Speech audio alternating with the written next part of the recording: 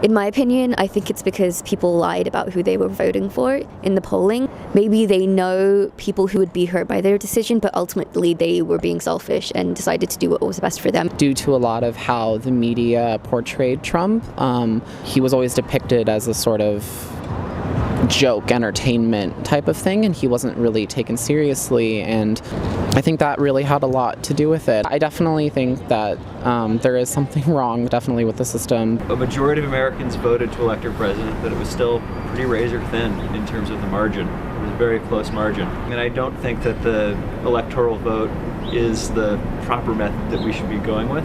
The Comey release of news of a further investigation into emails found on her aide Huma Abedin's server, of course shared with former Congressman Anthony Weiner, that obviously had an impact in the final days and perhaps dampened the enthusiasm among exactly the demographics that I just mentioned that failed to turn out in force.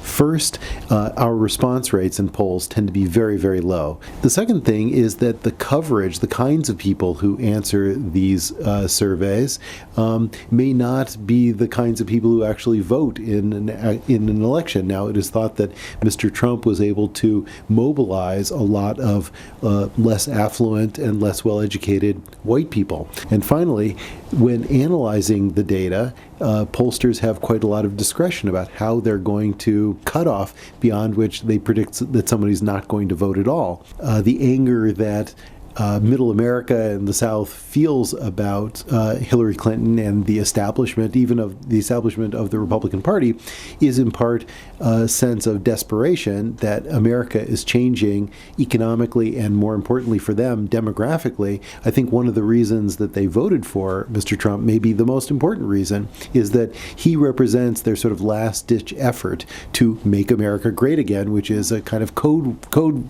word for basically halting demographic change in the United States, limiting immigration, and kind of holding the line on sort of traditional American values.